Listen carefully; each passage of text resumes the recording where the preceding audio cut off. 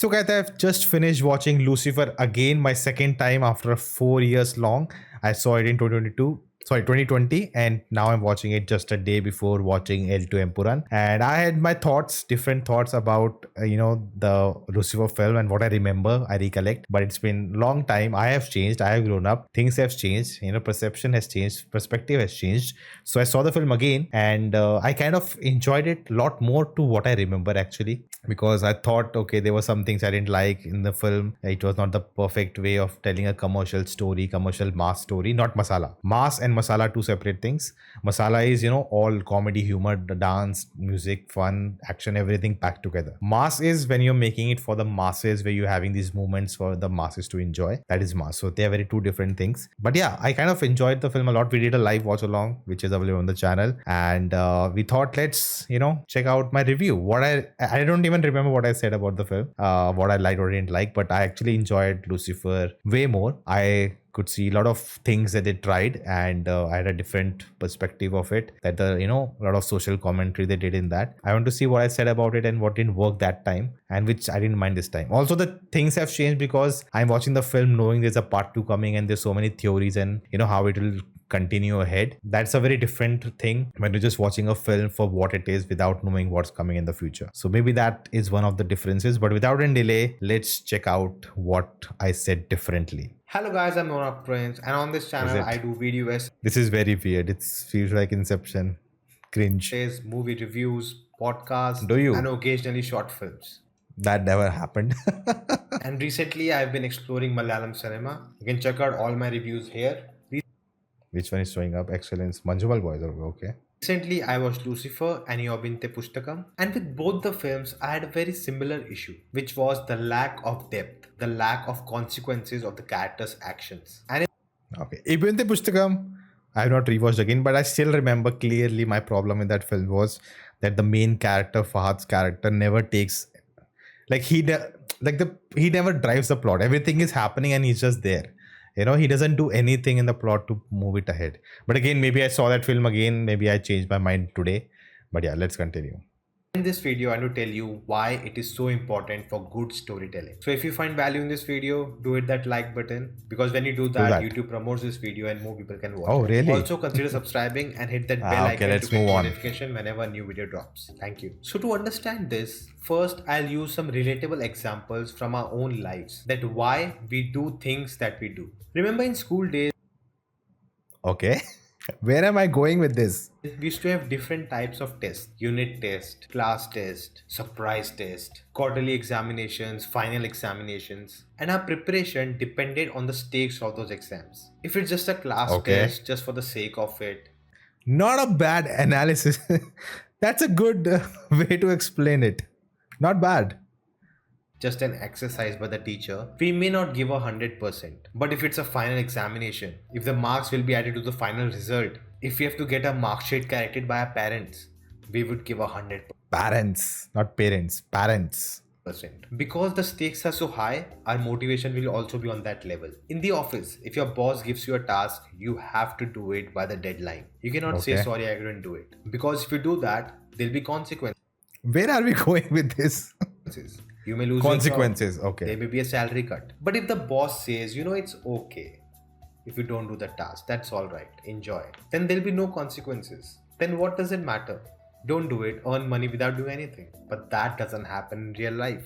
So that's why if there was a very big cut there. Okay. There are consequences, the stakes will be high, our motivation will be high, and that would be seen in our actions. Similarly, the characters in our movies, their actions, I see, Nona. Where are you going with this? Need to match the motivation and the stakes of that situation. Because when it doesn't match, things don't work out. And it doesn't matter what genre the film is. The value and the importance of the things happening in the film will go down. Because if the hero can do whatever he wants without the consequences, there's no conflict.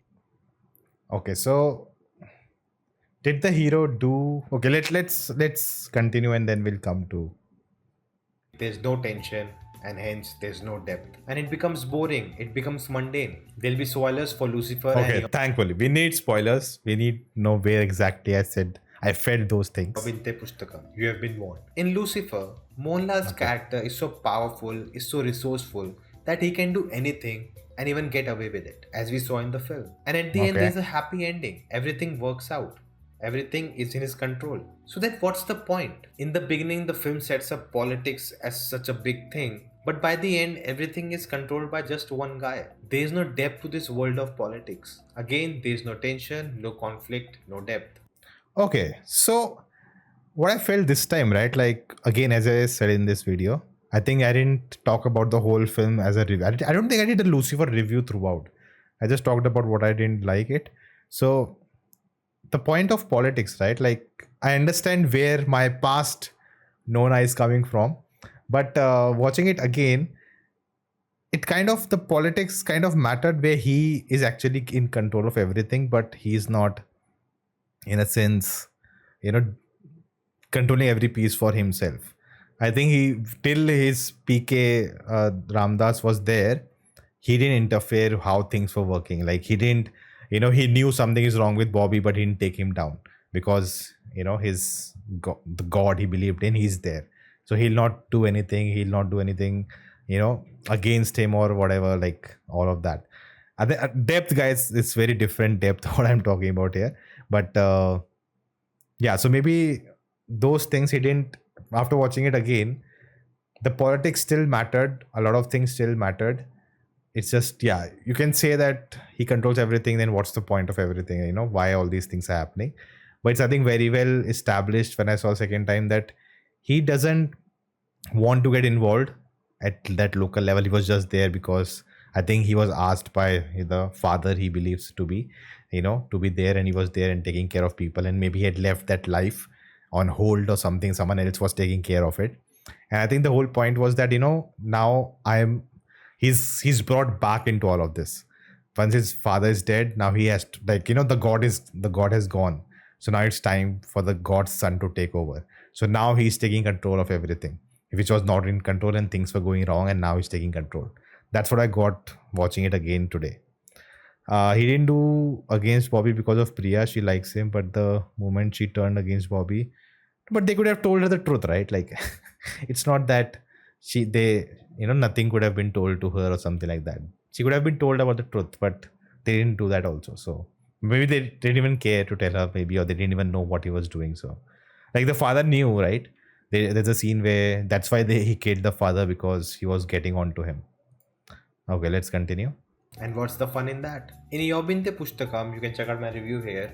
I Oh, talked I did a about the review. lack Okay. of character motivation. That the actions of the characters in this film didn't match their motivation. Thus, the stakes suffer, there's no conflict. Even the Pustakam, I remember it very fondly. Not fondly, but very well, that, there was this straight thing that Fahad didn't do. Fahad was just there and, doing things because everyone was saying. Like, he never did something on his own as a character.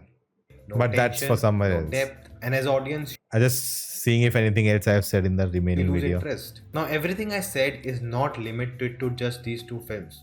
You can apply it to various films. Fast Okay. and Furious films, monster films, superhero films. There's so much destruction, so much loss of human life. And when there's no consequences of these things, it's just boring.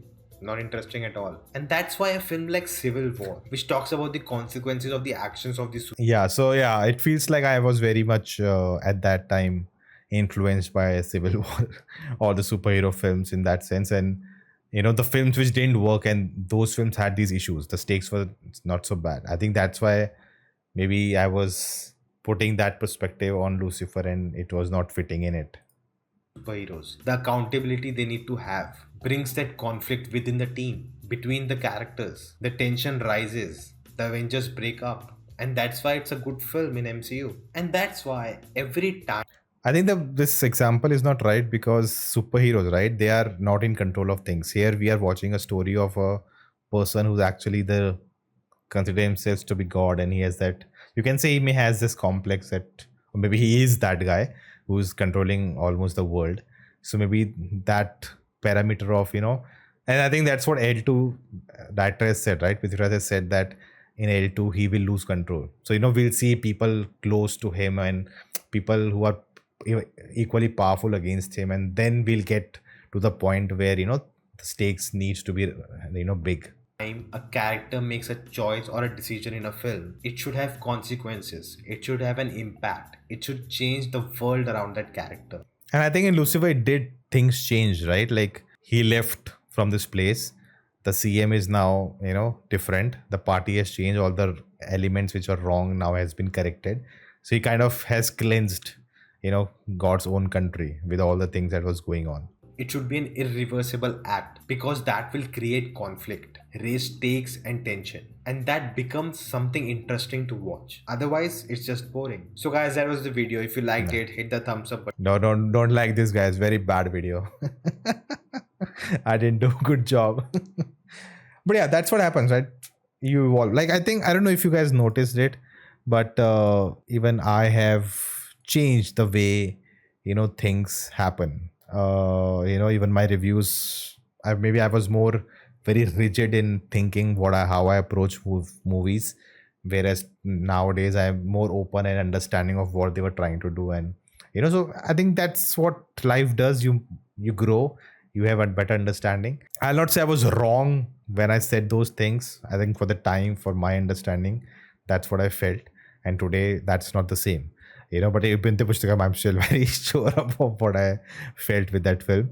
But it could be that, if I watch that film again, things change. And it has happened many times, when you watch a film like Goat Live, the example. I didn't totally love the film when I first saw it, but second time I appreciate the film more for the things it got right very well. That's what happens. And I actually like Lucifer much better. I could see the attempts that they were making. I think that's what I've been doing now more when I see a film. Instead of seeing what they're not doing and what could have been, I'm seeing what they are trying to do and how they are trying to do. Like, how Vivek Oberoi's character is given more, scenes to shine. It's not like, so some films do that, is that they only focus on the hero. They don't focus on other characters around. They don't give them even that character, the home minister, giving him that line about, what his father taught him. Like, it's kind of giving him a scene to, establish there's a backstory to him. There's a thought and philosophy he has learned from his father, which he's continuing in life.